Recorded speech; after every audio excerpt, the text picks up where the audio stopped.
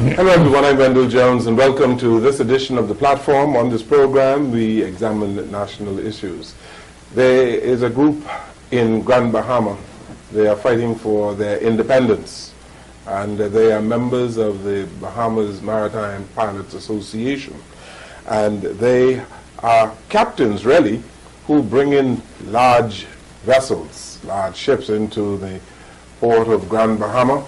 And on our program today, we are going to discuss why they want their independence. And they have resigned in the first instance, and some of them have been terminated by companies in Grand Bahama. And we are going to hear their story.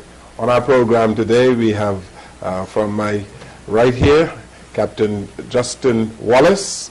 We have Edmund Johnson, who is a pilot.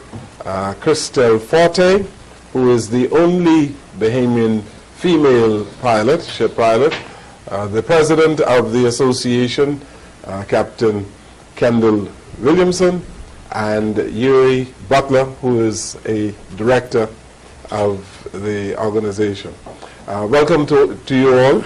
Nice to have you here today. Thank you. Thank you. I'm Godfrey Anius, who is an internationalist. Thank you, sir. Will also ask you questions today. He is ambassador to FAO, and so he'll understand the International Maritime Organization. Yeah. So we welcome you all here today. Before we get into your independence and all of that, when did the association get started and why, Kendall Williamson? The BMPA was started 3 years ago. And again, the idea behind forming an association, the Bahamas Maritime Pilot Association, was to bring all the pilots together. Just like the lawyers, just like the doctors, contractors, engineers. Have an association where we could come together and follow one standard, as the way it is around the world, in majority of the major countries around the world. One standard. And the IMO A960 lays it out clearly with pilot authority that pretty much states the whole guidelines in terms of how authority should be governed, where the authority governs the training, the safety, the incident reporting, free of commercial pressure. So the pilots, the IMO resolution A960 lays it out clearly in terms of how a pilot's authority should be set up. And Captain Christelle Forte, you are the secretary of the association. And tell us exactly what pilots do. Pilots are responsible for the local knowledge, or they have the local knowledge of the area. The pilots are responsible for safely bringing the berths and the ships into the harbor, as well as in this case putting the vessels alongside the outer berths, outer jetties. And you've been doing this for how long? I've been doing this for going on 11 years. Now, and the association in Grand Bahama is made up of how many people? The association is made of 14 pilots. 14 pilots. Yes. And I am told that 10 of you are without work? That's correct. And only 4 people are working? As come Friday, they'll be done. Okay, but Justin Wallace, you are one who you've been retained. Yes, I'm one that's still on the work schedule. Even though you resigned? Until the 28th. You resigned effective the 28th? Of this month, yes. Okay. And why do you think you were retained? I think I was retained as well as the other 3 because they need the people. They retired they fired the 2 senior people knowing they couldn't handle the work, and they need the 4 of us. They hoped the firing of the first 2 would intimidate us to bend to the pressure, but it didn't, and now their next solution is to throw money at us. That isn't working, so now we're waiting to see what the 3rd solution to the problem is. Okay. Godfrey, you said you listened to the program on radio. Tell me, what is the public policy on this issue? Have you all had any discussions with the Ministry of Labor on the position that you took? Yes, we had a lot of discussions with the Minister of Labor. The Ministry of Labor has been the one that's at the forefront of the situation. They have been the one, the director and the permanent secretary are the one that's kind of guiding us. And their position is they were going to set up meetings as of Wednesday coming to deal with the situation. It's their position that they're going to handle it as of Wednesday coming. Unfortunately, Freeport Harbor decided to take the unilateral position and fire all of their pilots. They made the decision that they're not going to wait for the government. They fired all of their pilots, and now they're left with two of which are in management roles. One is the port director, and one is the marine operations manager. So they have another aspect of work along with piloting. So they're basically on a 24-hour work schedule. Okay, now, why do you want independence, your independence? Because you were once employees of these various companies in Grand Bahama. Edmund? Well, let me correct you. At first, we want to achieve independence. Yes. Yes, but Freeport Pilotage Company was providing services for Freeport Harbor Company as an independent company from 1986 to 1996. So this is not something new. This is something that's been done before, and it's the standard in the world today. But you are claiming independence, aren't you? Yes? We're trying to go back to that model To go back. Yes. So why are you not in that model now? because we were currently employed with the company until they severed employment early on the 21st. Why you allowed yourself to become employees if you really wanted independence? Well, again, Yes? Mr. Jones, everybody knows the Hawksey Creek Agreement governs Freeport. The Hawksey Creek Agreement, the Grand Bahama Port Authority, pretty much quasi-government body that has all the controls in Freeport. Everybody knows clearly the Hawksey Creek Agreement lays out clearly some requirements that the harbor is supposed to do. Number one, they're not doing it. They're not doing it. It states clearly they should maintain international practices. It's clear because the Bahamas is a signatory to the IMO. In Freeport, clearly they are not mandating what they're supposed to do on behalf of the government. Good, fine. We understand that. But why did you allow yourselves to become employees Of the company. and not maintained your independence? Why did you get yourself in a position in the first place to have to resign? I think what happened. Yuri Butler. Yes, I feel that what happened back then was it was company pressure. Back then it was only 2 pilots. You're And correct. they took a position to hire 2 more because of the workload. So what the company did was take that opportunity to say, we want to get into business. Either you help us or we squash you. What they did was hire the 2 trainees and said, we're moving forward with this. Either you join us or you're out of the business because we're bigger than you. And it's difficult for 2 people to stand up against Freeport Harbor, which is the Port Authority. And so you got 14 people involved, and all 14 persons were employed by a company. Yes? Yes. All right. And so when did you reach that stage, or what caused you to get to that stage to demand your independence? I can answer that one as well. Late 2013, the companies approached, the Freeport Harbor in particular, approached their junior pilots with a contract addendum, which basically stopped internal training, which means it was subject to the company's business flow, and if it was not enough ships at this level, they would not increase your training, basically to save money. We took a stand as junior pilots, and we said, we're not going to sign that because training comes first. In an effort to intimidate us, they fired 2 pilots, myself being one. That position that the company took forced us into the position that we had to take. We had to stand for something, and this is the steps after and forth. There's also an operating culture. There's been an operating culture from at least from time since I've been at the Freeport Harbor Company now just over 9 years. And since I was there over 9 years ago, they have an operating culture of firing their senior pilots because of cost, which is one of the other reasons why we need standards. Because of cost. That's correct. They've fired Cost of what? salaries. Okay. Salaries. They fired 4 pilots. They fired 2 in 2006 and 2 in 2008. 4 senior pilots. Now, where do you hear veterans getting fired? You don't hear that. But because they have full control, they believe they can do whatever they want to do to the marine pilot profession. And they believe the senior pilots maybe reach their ceiling, release them. Not taking into account the safety of it, because they were veterans. The longer a pilot be in a particular port he knows that port in his sleep. Okay.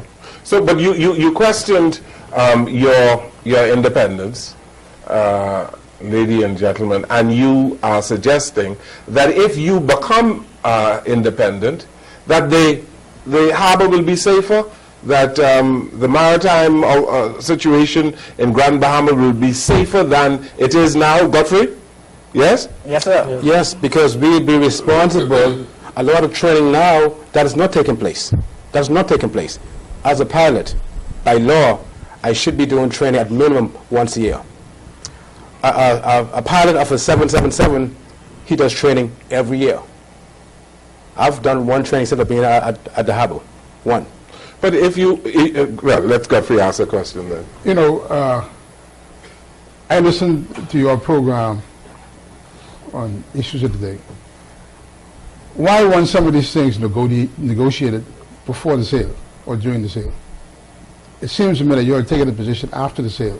And you Sale of mentioned- Borco, you know. Yeah. But I don't work for Borco, but I feel that pilots were never consulted. And I don't think there's a good relationship within Borco between management and pilots for them to sit down to the board and what do you want when the company is sold. I don't think that ever occurred. You think that should have been taken into consideration? Should have. Certainly. But these are the issues that we have. Those are the issues that you have. Yes. They don't take the profession very seriously. It's just a job. You can't sell a company and not consult a critical element of involvement. It's been done numerous times. Well, Dr. Ennis, it's clear. The multinational companies in Freeport, Buckeye, Borco, Hutchison, most ports where they operate in the world, there's independent pilotage. So they don't have that concern. So obviously they wouldn't have been really coming into Freeport and be, okay, we have a pilot issue to deal with, because they know fully well where they deal with, whether it's New York, New Jersey, Houston, Puerto Rico, there's independent pilotage. What do you say to Borco when they say that if they are the employers, they would have a better capacity to train pilots than you people have? That they have the resources to do it? They have the resources, but in fact they're not doing it. He works for Borco. Captain Forte works for Borco. They have not been doing it. It's the same with Freeport Harbor. They have the resources. They're just not spending it in training.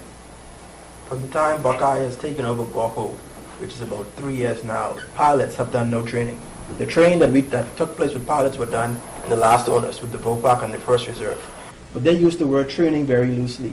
Training is in the apprenticeship program where you just ride on a ship and observe what's going on. We're talking about external training, mandated training like bridge resource management, like ARPA, like AIS, like emergency ship handling and contingency plans, like ASAPOR trainings.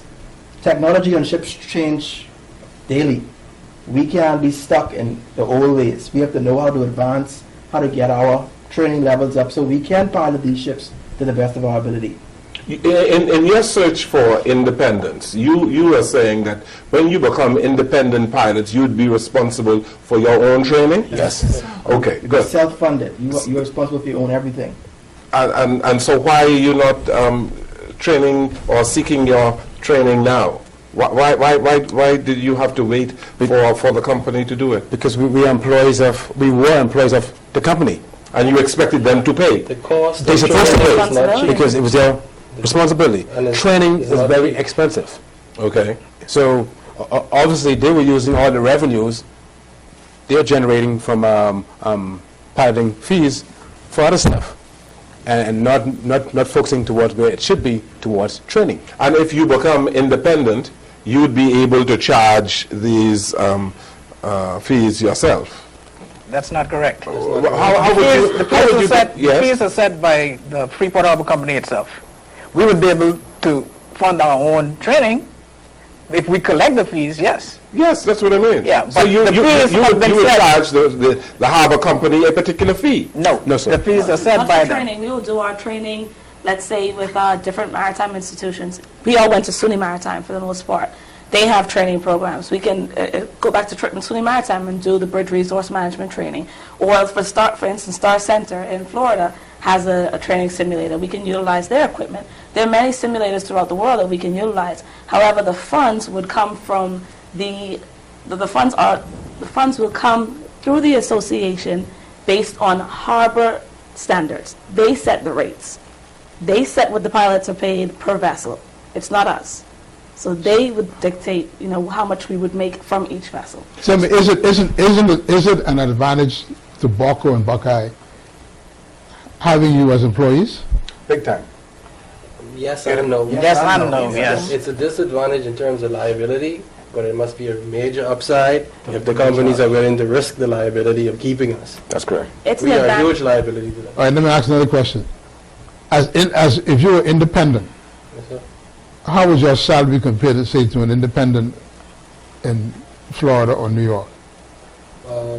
It still won't compare. So you are underpaid then?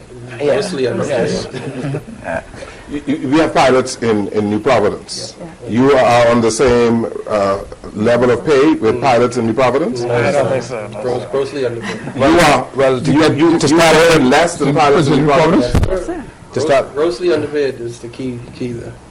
New Providence has its own private pilot association. They have a private- They're they have independent. They build ships. They are the ones that collect the revenue. So we don't have that advantage. You work for the company. So you would wish to build the ships yourself? Directly, yes. That's the Directly. relationship international. All right. And from that revenue, you would be able to train yourselves? Correct. Exactly. Currently, Bucko, Buckeye, they build the ships. yes. Correct. And they keep the revenue. Yes. And they do not train you. Right. That's correct. It's not biased apart, but- it's not biased adequate But equipment. let's be fair, let's clarify it a little further. Back to the resolution A960. Pilotage Authority, Pilots Association is supposed to be self-funded, which means you're not supposed to be profiting from it.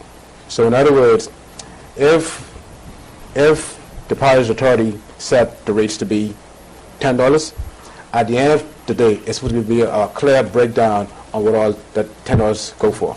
At the end of the day, it ain't supposed to be, okay, you know what, I left with $8 in profit, and I could pack my pockets. So everything's supposed to be self-funded. In other words, whether it's salaries, maintenance of boats, training, office staff, it's equipment, Cost of operation. cost of operation. You just wrap that up and that should be what the fee. That's what the fees was per supposed ship. to be. And again, that's in the A960 also, sir. Bucko says that the harbor is safe, that their operations, that they are safe. You say that they're not, because you don't have the independence. Explain to the public what you mean, and that the harbor and the ships will be safer if you were independent. Because we work for companies, there's commercial pressure. They have to make the customers happy. Even if it means the pilots are saying the conditions are unsafe, they will push and pressure for the pilots to do the jobs in the unsafe conditions. Whereas if we were independent, when we say that the weather is too bad for berthing, then it's too bad for berthing. Our interest is to protect not only our lives, the lives of the individuals that are on the platforms, the lives of the individuals that are on the tugboats. It's to protect exactly the lives of the individuals on the ship. It's to protect incidences from happening that can be devastating to the economy of the Bahamas. Let me give you an example. In late 2012, Captain Johnson declined to bring a container ship in the harbor. One of the very senior pilots in this country today. He trained This man here, Captain sir. Edmund Johnson. He's been piloting some almost 30 years. Okay. So he trained me and all, even the two pilots now who's at the harbor in management, he trained them also. Notice what I said, in management. Captain Johnson told management, no, the weather is too bad to bring the container ship in. Don't forget what I said earlier. The two pilots who left, one is the port director and one is the marine manager. He declined to bring the vessel because the weather's too bad. The port director is a pilot. He went and bring the vessel. And I'll say, as we say in the Bahamas, the rest was history. He almost take out two other ships. That's a clear example for what he called commercial pressure. Because pressure was put on him from, obviously, from the container port to bring the ship in. Fully well knowing it was unsafe. It's our job as a pilot to protect the waters of our country. That's our home. To protect lives and equipment. A ship owner don't want to bring, a ship captain owner is depending on a pilot to bring his vessel in port safely. Tell me, If the weather's bad, and the captain say, and the pilot say, Captain, no problem, I have it under control, trust me, he's going with your advice. As well as if you say, Captain, ain't nothing happening today, the weather's bad, he's going to take your advice. And that's a clear example of commercial pressure. And it happens all the time. In the harbor, on the jetty. It happens all the time. if you're an independent, Ms. Forte, and you bring a ship in, and you damage the ship through your piloting, who pays for you? You would have to pay for that, right? The vessel Or you'll will be be responsible. The vessel will be responsible. If you're piloting the ship in and you get in an accident, That's correct, because the vessel assumes liability. I don't have a copy with me now, but the pilot towage agreements that we sign free us from the responsibility or the liability of damages happening to that vessel, and that is signed by the master as soon as we get on board. They accept that liability from the time pilot gets on board their vessel. Also, We do not that's, berth unless that is signed, Whether you are independent or not, whether you are independent or not.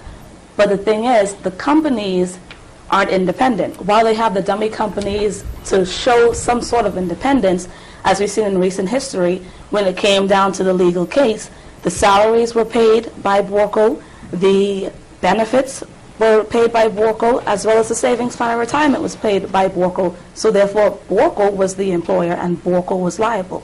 The law, the Port Authority Act states the act, the liability always lies with the ship, sir. The liability, especially with a pilot authority, independent pilot, always lies with the ship. Why? Number one, if pilots were responsible for carrying heavy liability insurance, then the fees would have been reflecting that. So it's international practice, it's IMO regulation where the ship bears the liability. When it comes to the companies in Freeport, they bear the liability. That's the reason why they form these dummy companies. At Borco, it's called Borto Towing. That's a form that Captain Forte referred to. At Freeport Harbor, it's called Freeport Maritime Services. Because in the event of an incident, they go after, if the ship owner knows that the pilot has assets, you're right, he's going after those assets, especially if it's gross negligence. okay? We have to take a break here. We are talking about the piloting of ships into the harbor of Grand Bahama with 5 captains today. We take this break, we'll come right back.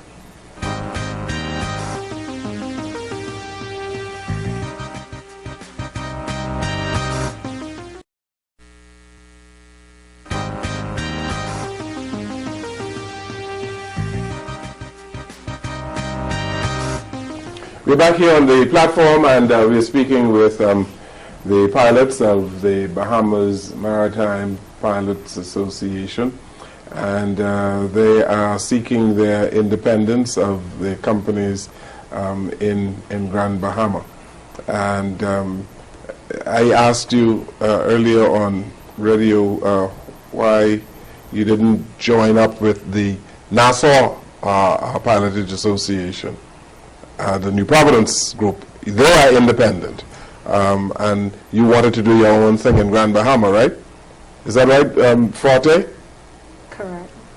At the moment, we want to move away from the companies and form an association. Yeah, but you call yourself Bahamas Maritime Pilots Association. Indeed, we so do. that should incorporate or encompass the entire country. Well, we did that because we want to incorporate other islands. As it stands now, Nassau is named the Nassau Pilots Association, which doesn't incorporate everyone. So we had to make our name to incorporate those islands that are looking to do more in their ports. Well, why didn't you ask them to join you? That is an option. They're That's already an option, operating. but they already They're have- They're already as operating as an independent. independent company. And you are not. We are not, Exactly. no. We still And again, our objective, alongside looking 10, 15 years down the road, is really to have Bimini is coming online, Abaco is coming online, Inagua. you would have an amalgamation. Even a cruise ship being in Auckland. So our thing to the government is we have to put standards in place, because Each island should not be able to just want to do their own thing. There should be one set standard across the board, which there is for the Nassau pilot, because really the government controls who's higher, who's a pilot in Nassau Harbor. Well, tell me, are we in the Bahamas adhering to the international standards, the standards of the International Maritime Organization? Are we doing that? Not in Freeport. Not in Freeport. Grand Bahama, no. Not at all. How does that? Are we doing so in New Providence? Do you know? In reference to the piloting, Yeah. in reference To to piloting, international standards. In reference to piloting. Yes. And in Grand Bahama, you are not adhering to the international standards because you claim that you are not independent. That's right. And if you were independent, you would be in a better position to adhere to these standards? Yes, Very sir. much so. We would adhere to them. You would adhere to them. As the Bahamas is a ship registration center, what impact is this action having on that? It reflects poorly on the Bahamas being a ship's registry, that we don't adhere to the rules that we are signing on. The ship registry sits on the IMO, and so therefore we are signatory. And so we should, in every port in the Bahamas, period, adhere to the IMO standards. And it's sad that we are falling short at Freeport, and we need to fix it immediately. Back to the role of government in all of this. And I believe that I was a little hard on you people on radio, because I insist that I believe that it is the government's responsibility to ensure that these international standards are adhered to, that we follow IMO regulations. So, isn't the government negligent in this regard? in Grand Bahama, I'd have to say no in the first instance. Why? Because we have the Hawksbill Creek Agreement, the quasi government body. I hear you say that, but the Hawksbill Creek Agreement ain't got nothing to do with the safety of the waters around the Bahamas. They run Freeport, they got some land. Right.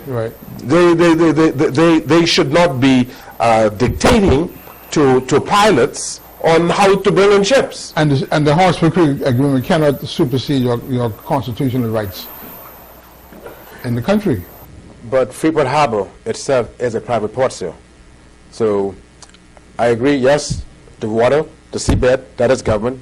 I agree. Borco, I agree, that's government. That's fully government. But once you pass the channel, that's clearly the Grand Bahama Port Authority. The Grand Bahama Port Authority is responsible for the port. Yes, sir. But you have a government that is responsible for the adherence to the international conventions. And there are certain conventions that the Bahamas has signed on to. Correct. And one of those conventions is the Convention of the International Maritime Organization. Yes? Yeah. Like I told you. And so why have your association, why have you not brought pressure to bear on the government of the Bahamas to insist that they adhere to the International Maritime Organization standards? Mr. Wallace, Mr. Johnson, Ms. Forte, Mr. Williamson, and Mr. Butler. Mr. Jones, like we said earlier, we've met with the minister, we've expressed some of our concerns, and she said clearly, she indicated us clearly that she wants to attain the IMO standards. Attain? But we know... Not attain them, just to subscribe to them. We've brought a lot to light in the last few weeks. We've given the government a lot of information, and we feel that they are moving aggressively to resolve this matter.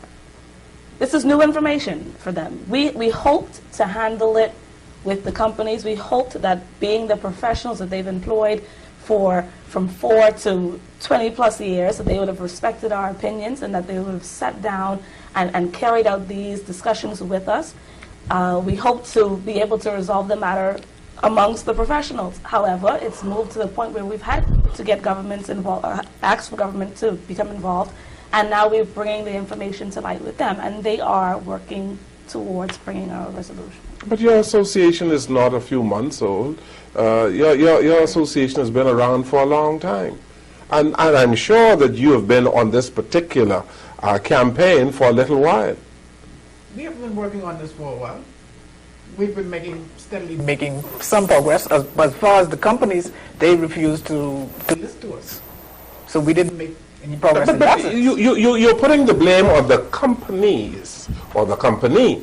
But I believe that if you wish to adhere to international standards and the conventions of the United Nations organizations, is the IMO, that the pressure should be brought to bear not on the company in Grand Bahama, but on the government of the Bahamas. But you're allowing the government to get a slide in this. No, in Grand Bahama, because of the Hot Spring Creek Agreement, you have a quasi-government.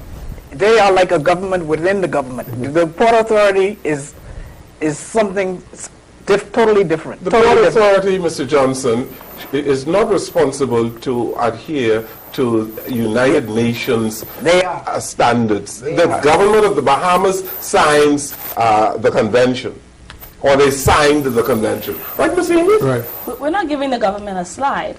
We expect the government to do as they've promised to do, believe in Bahamians and give Bahamians an opportunity to own businesses, viable businesses, not just small businesses, in our own country. So we expect them to do just that. We expect them to do, as they say, believe in us as professionals. But you've been fired now. Yes, we have. And what have they said to the company in Grand Bahama, Mr. Butler? They said that they would have a meeting on Wednesday, which they would try to bring a resolution. Wednesday is 2 days from now. We will see. But again, Freeport Harbor Company unilaterally went ahead on Friday and dismissed their pilots early. With a scheduled meeting already. They already had a scheduled meeting. They had a scheduled meeting for Wednesday. Wednesday, and they went ahead on Friday of last week and released all the pilots. There were also meetings. On the government with the companies about 2 weeks prior also. So In which the In harbor which they company blew them off. They never showed up to the meeting. The harbor company blew off the government. blew off the government. Yes. Just disrespected the government. Yes. Blatant. Yes. The government said, come to a meeting to discuss this matter. And the harbor company says, They were busy. they're busy. Yeah. And we're dealing with safety issues for in our harbor. Correct. There was a scheduled meeting with the director of labor, and the harbor company container port was busy. And, Walker was able to send someone. But it was still low-ranking member who Yeah. couldn't make no decisions, so that's kind of a blow-off as well. Captain Forte, you told me that you captained or you piloted a vessel that is as large as a football field. I stood corrected. Clearly, I didn't know the size of a football field. I know it's three football fields. So I stand corrected. The size of 2 to 3 football fields. Put together? Oh, yes, sir. What? That is huge. Yes, sir. It is. And you made the point that certain things can go wrong, and when they do, and if they do, it would have dire consequences in our country. And I want you to elaborate on that. Indeed, we are a country that's number one industry is tourism. We rely heavily on fishermen.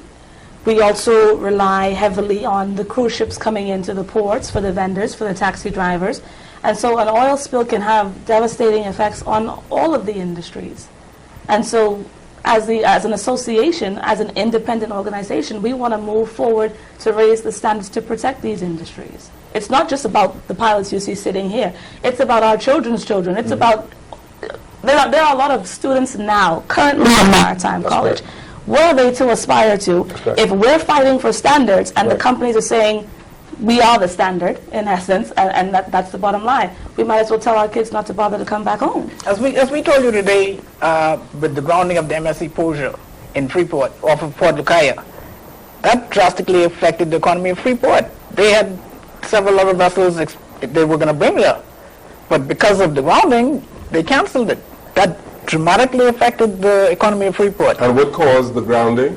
An inexperienced pilot. An inexperienced Yes, sir. pilot assigned by the company? No, the pilot has experience in Freeport Harbor. He has no experience for Port Lucaya.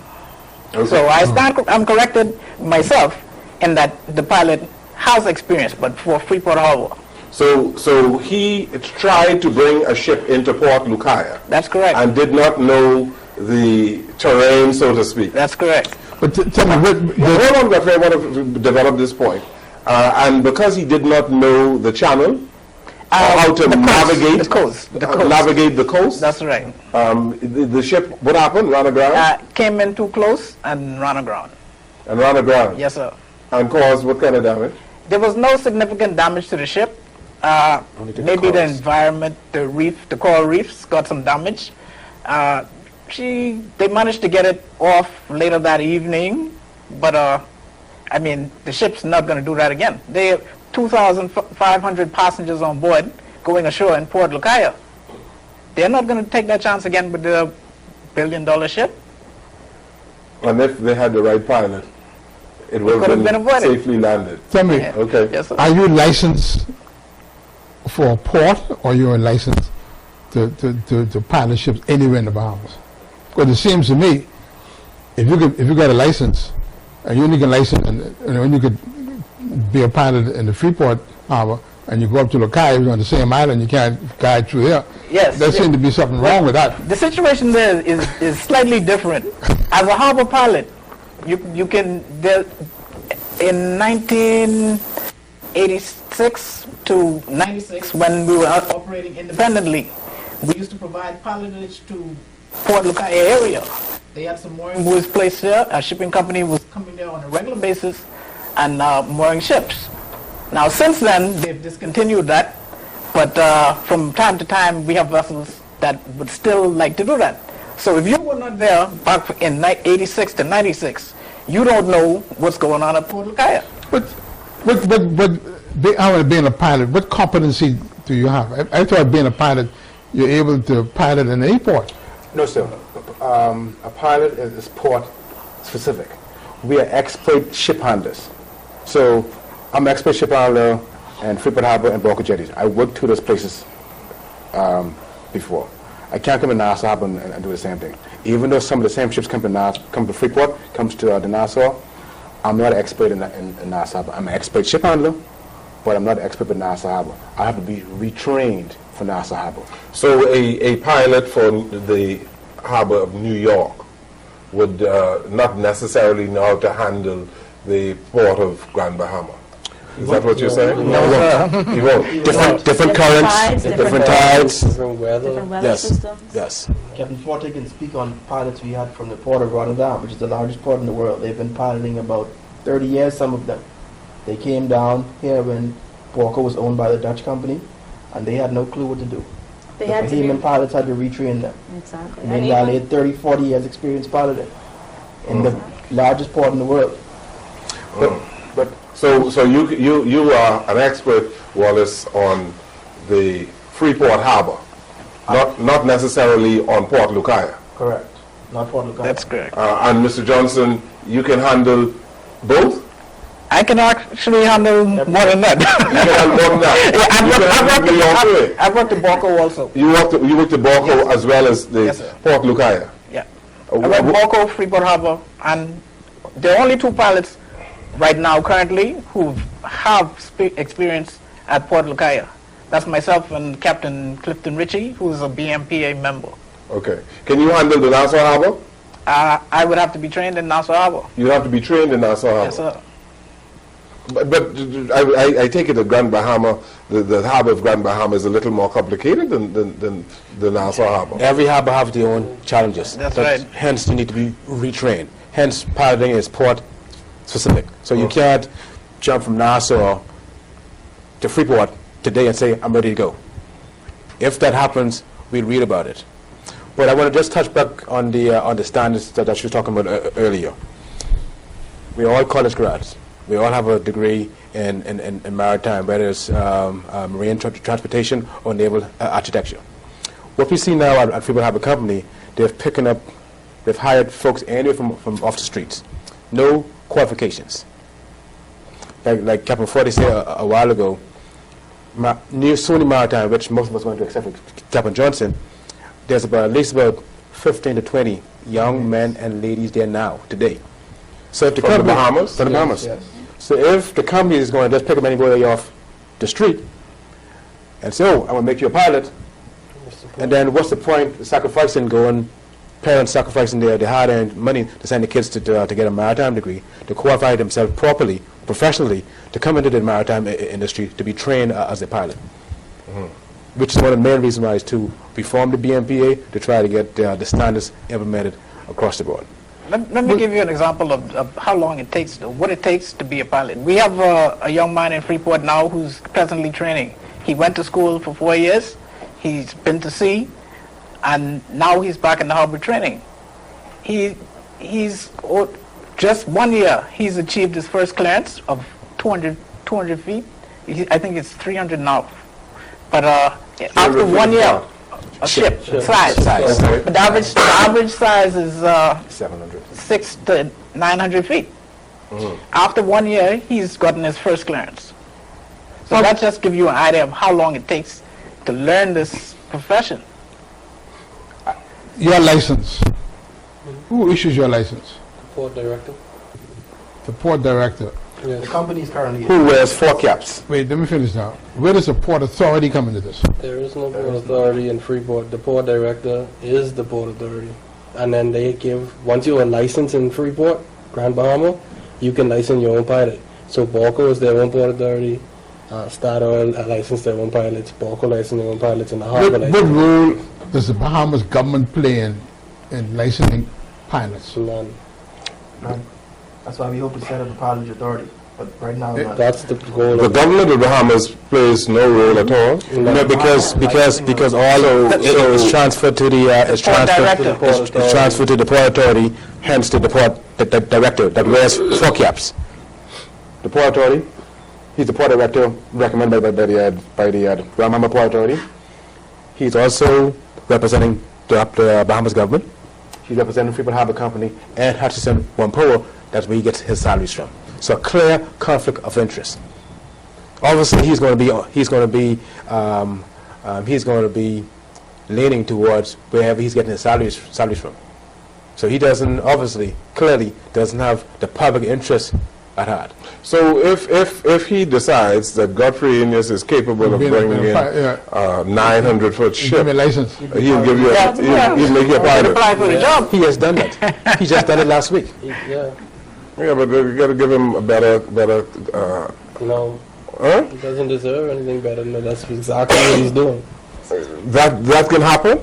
If he feels he has that much power, if he feels that... So the government has no say in. You said that you brought in a vessel the size of 2-3 football fields, and the government has no say in your ability to do that. No, sir. This is what we're trying to move towards. We're trying to fix stuff This is like what we're trying to fix right now. We want the same standards for all pilots throughout the Bahamas. The same training, the same requirements throughout the Bahamas. And there should be a regulated authority that assigns licenses to pilots, not companies. At companies. That's the issue that we're fighting. That's the issue that you're fighting. And that's where independence comes in, because there will be an authority that governs us. We aren't the authority. I don't think people understand that. The pilot authority will be separate, and it will have members from the companies, from the pilots, and from the government, and other people from the industry that will sit down and say, okay, this is the standards. Now, do all of the pilots in the BMPA adhere to that? Yes. Moving on. Now, right now, all of you are Pilots. unemployed except for Wallace, right? Isn't that right? That's correct. Yes, we're entrepreneurs. All of you here, you cannot bring a ship into the port of Grand Bahama because you're not employed. Yes? Yes. Because the ships are not going to contact Captain Forte directly and say, listen, I want you to do that, right? As of the 28th. As of the 28th, they will be able to do that? As of the 28th, if the issue is not resolved, the insurance company, the P&I Club, they are aware.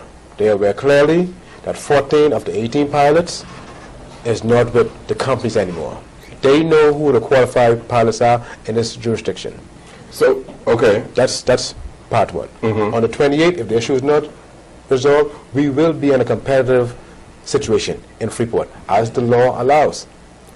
Now, we all know that would not be that would not be safe, because you will have Freeport Pilotage obviously going up against the Freeport Harbor Company and Buckeye. That's pretty much combined their efforts. And we know it's going to be mass confusion on the high seas, because if you have a ship, just like what you said, calling for one of the BMP pilots who they know is qualified, and Harbor or Buckeye send someone who's not qualified, the captain knows who's qualified. He has the list of qualified pilots. We have to take a final break here on the program. We'll come right back.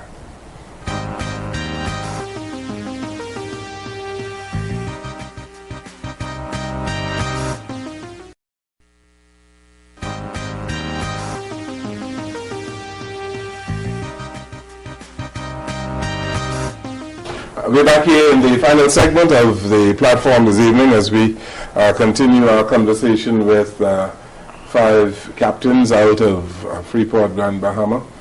They bring ships and tankers into the harbor of Grand Bahama. Guthrie, miss? All of you are relatively young.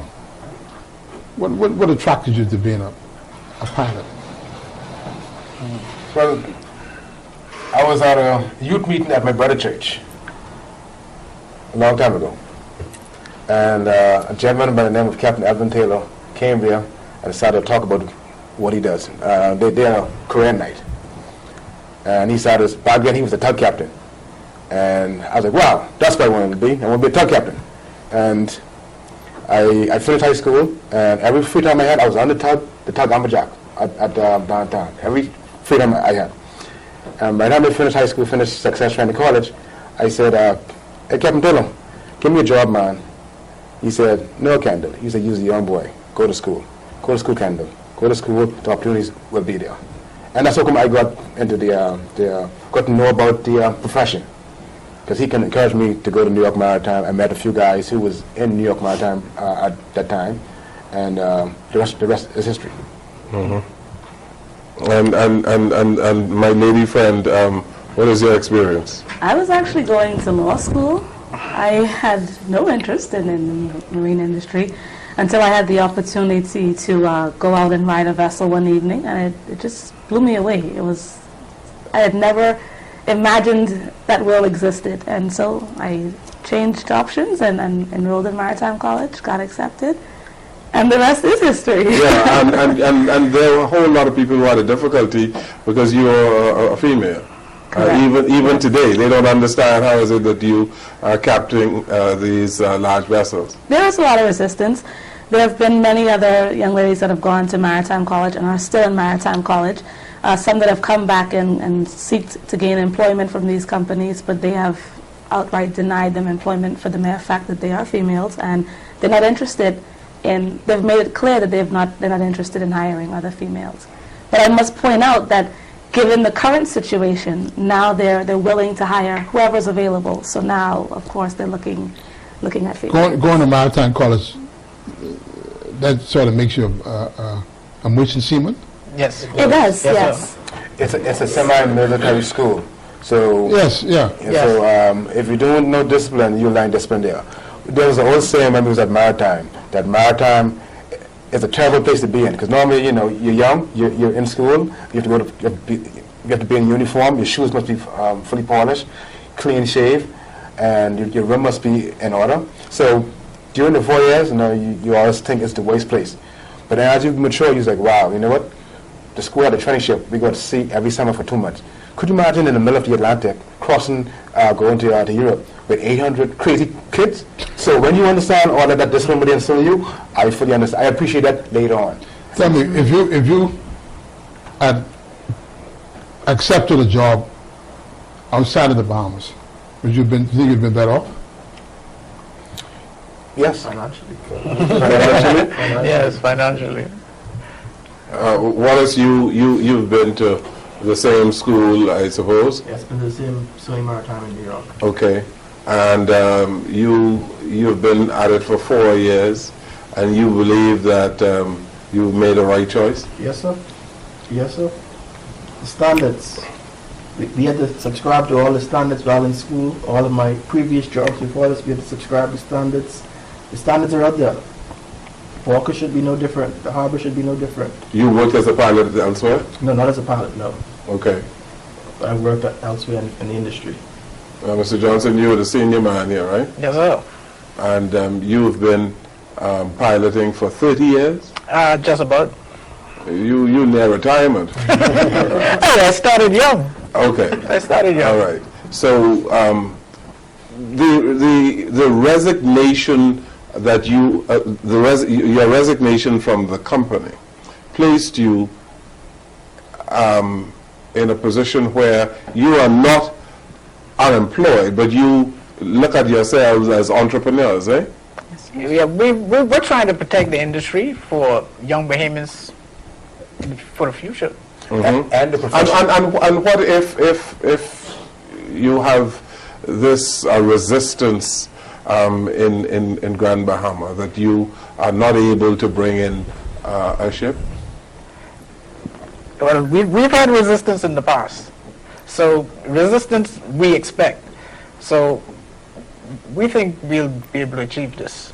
Are you members of an international body? Yes, we're affiliated with International Maritime. an international Why body. don't you get the International Maritime Association to step in and fight on your behalf? Done that already. We've been endorsed by just about all of them. We've been Had supported. some Yeah. fly into Freeport. This is one of the reasons why you joined international But they've been here. entities. They spoke. They were on the news. Yeah. We invited the companies to attend, but they didn't show up. Yeah, they blew that off as well. We got the Secretary General of the International Maritime Pilots Association, who sits on the IMO. Yeah, he's in charge of pilotage at He's the IMO. technical head of IMO pilotage. He came here and spoke, and the companies blew him off. Now, Barco has been running an ad in the newspapers, and it said a whole lot of things in that ad. They're safe. They feel that they are better suited to run the port, to organize the piloting of ships.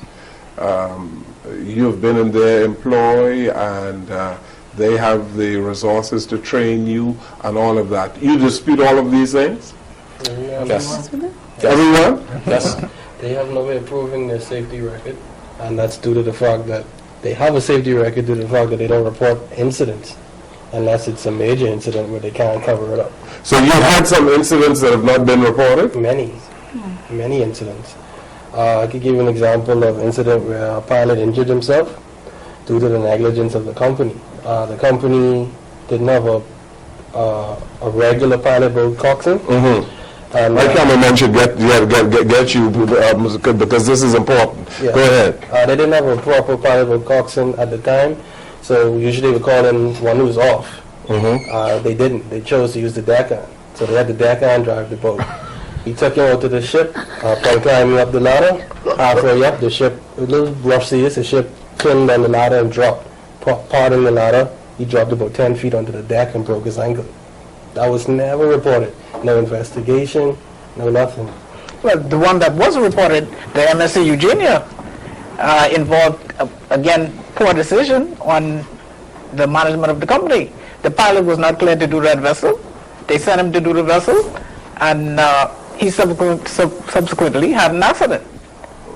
Just because the senior pilot didn't feel like coming down. Now, one issue that came up on other shows has to do with someone who is piloting and is on dialysis. And you people say that is a no-no. That you We people don't say that. That's international rules. International standard says that. STCW says that. And IMO, and they have strict word for word. Dialysis is not accommodated in seafaring, period, on any level. So imagine the highest level. And so if you're a person, you have a kidney problem, you shouldn't be piloting? That's Right, sir. Do you want to fly on a 777 and you know the pilot is on dialysis? Isn't that a difference? no. Is there a major difference? No, sir. The risk is not the same. As a matter of fact, a cruise ship have on average 5,000-6,000 people on board. A 777 may only have 300, 400, 500, but a cruise ship will have around anywhere from around 3,000 to 5,000 people on board. Not to mention So- the rough seas, not to mention the could you- heights that you have to climb. Could you imagine a cruise ship coming in port, marginal weather, Captain, depending on this pilot and that, because this pilot already told him, Cap, don't worry, I have everything under control. And somehow when he reached the point of no return, we call it, the committal point, something happens to him. Maybe that can happen to anybody. Not That can happen to anyone. So? Not- Issues like depth perception, that could happen to him at any time. He could just don't, Poor judgment. Poor His judgment. judgment may be off due to his illness, and then what? He runs into the jetty. It has happened. It has just happened. And Buckeye is referring to, they have a safety record. Buckeye purchased Buckle 3 years ago, not 50 years ago, 3 years ago. They're trying to claim from someone else, but they haven't done any training. As a matter of fact, they got rid of all the senior management they met in place and replaced all of them with experts. So they can't talk. They have no right to talk about what happened 50 years ago. Okay. Well, why have you not been able to get these 4 people, well, 3 now, to join you in resigning? You have 14 pilots in Grand Bahama. Correct. Why have not all the pilots resigned? No, the 18 in Grand Bahama. 18? 14 of us have. Why have not the other 4 resigned? They have resigned. One second. No, no, One second. The port director and the marine manager. Okay. The port director and the marine manager. That's true. Was leading the same charge 14 years ago. Okay. The port director and the marine manager was leading the same charge that the BMP is leading 14 years ago. I go on record in saying that. But again, that's what I said. The port director and the marine manager. So obviously, thank you. Okay. I know deep down they know what we're doing is the right thing. They might want to support. I don't know, but they know this is the right thing. What about the other two now? Same thing applies. Company pressure Company is pressures significant. on the senior pilot. He's been there so long, he wants his severance. That's what it is. I see. Not to mention, we gave up a lot of severance Yeah, when he we was not willing to do the resigned. same. We gave up a lot of severance. He So- opted to stay. You gave up a lot of severance when you resigned, Yes, but sir. you've been fired, terminated Yes, sir. prior to the effective date of your resignation. Yes. So you should still have some severance coming up, right? No. It should be. Anyway, we're flat out of time. Yes, go ahead. Mr. Jones, I would like to make 2 more points, if please. And the first point is, we have engaged Mr. Ferguson. We engaged him. We invited him to assist us with this course. I met Mr. Ferguson. Aaron Ferguson. Aaron Ferguson. Yes. I met Mr. Ferguson several years ago when we were structuring the Bahamas Fly Fishing Industry Association. And after he did a superb job there, I asked him to come along and we could assist us. You wanted a spokesman. Yes. Okay. We are expert ship handlers. We're not expert communicators, not expert speakers, neither businessmen. So we are professionals and we know, get the expert. That's part 1. You Part said 2. I got right. Part 2. There was some miscommunication when the Secretary General of IMPO was in town. He did not meet with the Minister of Transport. He did not meet with the Minister of Labor. He met with the Director of Labor and the Acting Permanent Secretary of Labor when he was in town. And when he spoke in reference to the Formosa Falcon, the tanker that ran aground on 8 Mile Rock Beach, we were not referring to how the incident was handled, because we thought the Ministry of Transport did a superb job in making sure that the situation did not deteriorate. And the Ministry of Transport needed to be commended for the job what they did. He really was referring to the point in terms of how the vessel ended up aground. What happened before, and not really what happened afterwards, because obviously the situation was managed properly and professionally.